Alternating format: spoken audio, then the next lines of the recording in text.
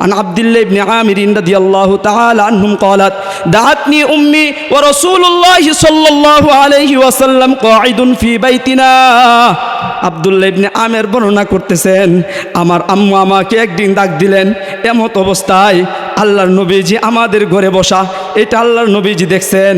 আমার আম্মু আমাকে ডাক দিয়ে বলছেন ফাকালাত হা তাআলা উতিকা, তুমি আমার কাছে আসো, আমি তোমাকে দিব। আমরা অনেক সময় ডাক দিয়ে বলি আব্বু আসো চকলেট দিব, যদি না দেই মিথ্যাবাদী হয়ে যাব। আব্বু আসো চিপস কিনা দিব, যদি না দেই মিথ্যাবাদী হয়ে যাব।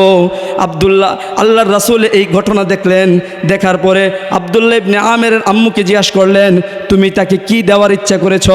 আব্দুল্লাহ ইবনে আমেরের আম্মু উত্তর দেয় আতিহি তামরাতান, আমি তাকে খেজুর দেওয়ার ইচ্ছা করেছি।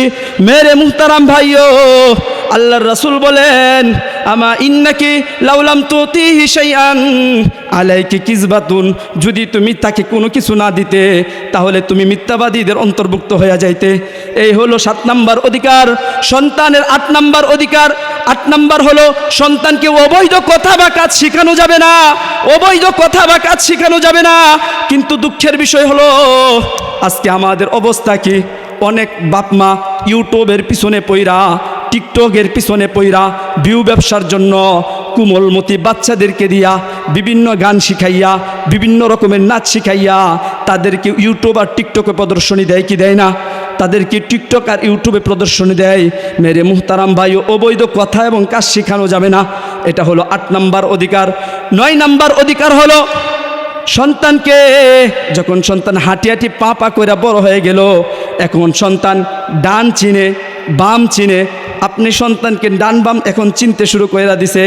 এখন আপনার সন্তানের 9 নম্বর অধিকার হলো আপনি সন্তানকে প্রত্যেকটা কাজ যেন সে ডান দিক থেকে করে, প্রত্যেকটা কাজ যেন সে ডান দিক থেকে করে, এই কথা শিক্ষা তাদেরকে দিতে হবে।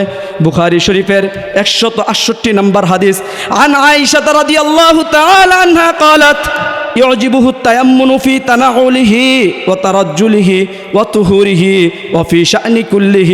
আল্লাহর নবীজি পছন্দ করতেন ইউজিবুহু তায়াম্মুনু ফি তানাউলিহি, জুতা পরিধান করা ডান দিক থেকে পছন্দ করতেন। তারাজ্জুলিহি, মাথার চুল আশ্রানো ডান দিক থেকে পছন্দ করতেন। পবিত্রতা অর্জন করা ডান দিক থেকে পছন্দ করতেন। সমস্ত ভালো ভালো কাজ আল্লাহর নবীজি ডান দিক থেকে করা পছন্দ করতেন। এজন্য সন্তান যখন ডান আর বাম শিখতে আরম্ভ করবে, তখন সন্তানকে সমস্ত ভালো ভালো কাজ সে যেন ডান দিক থেকে করে এই শিক্ষা দিতে হবে। এই গেল 9 নম্বর অধিকার।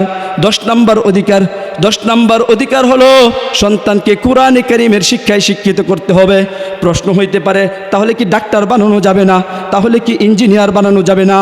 না না মেরে মুহতারাম ভাইও, আপনি আপনার সন্তানকে ডাক্তার বানান, আপনি আপনার সন্তানকে ইঞ্জিনিয়ার বানান, আপনি আপনার সন্তানকে উকিল বানান, আপনি আপনার সন্তানকে ব্যারিস্টার বানান, এগুলাও আমাদেরই দরকার।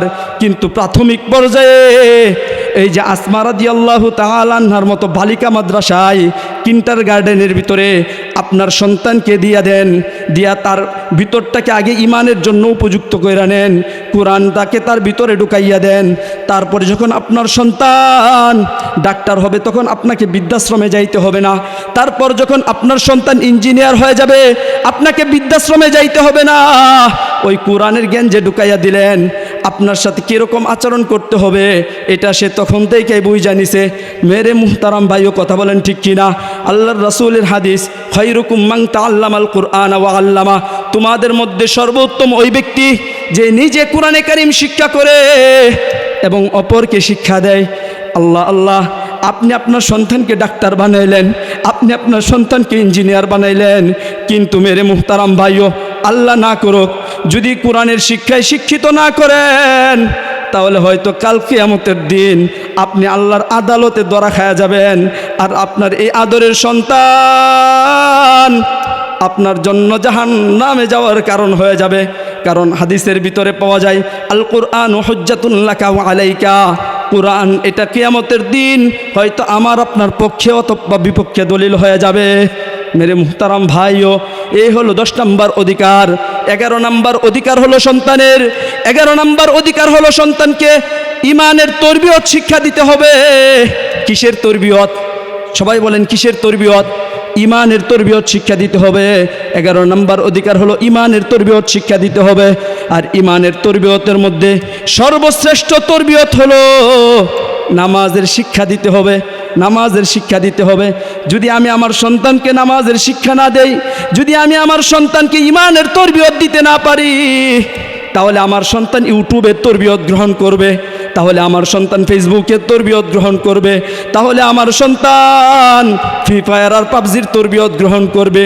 ফ্রি ফায়ার আর পাবজি খেলতে খেলতে অবস্থা এমন হয়ে যাবে, আসক্ত এমনভাবে হবে, পরে আপনি আপনার সন্তানকে বলবেন, যদি আপনি আপনার সন্তানকে বলেন তাহলে আপনি আপনার সন্তানের সূত্র হয়ে যাবেন। ঘটনা তাই ঘটতেছে, বেশি দূরে যাব না। ওই তো 30 সালে এক ঘটনা ঘটে গেল, দেখছেন সোশ্যাল মিডিয়ায়। সন্তান, মেরে মুহতারাম ভাইও, কেমন সন্তান, সন্তান নিজের নিজের মাকে কি করছে, খুন করছে। সন্তান নিজের বাবাকে খুন করছে। শুধু তাই না, খুন কইরা নিজের থাকার যে ঘর আছে ওই বেডরুমের মধ্যে সন্তান তার বাবা মার লাশটাকে কুইতা রাখছে। মেরে মুহতারাম ভাইও, কারণ কি জানেননি? কারণ হচ্ছে ওই সন্তান ওই মোবাইলের মাধ্যমে ক্যাসিনোতে আসক্ত হয়ে গেছিল, জুয়া খেলায় আসক্ত হয়ে গেছিল। দেখেন অবস্থা কি। ওই মার তো জানা ছিল না, ওই সন্তান যখন মার গর্ভে আসলো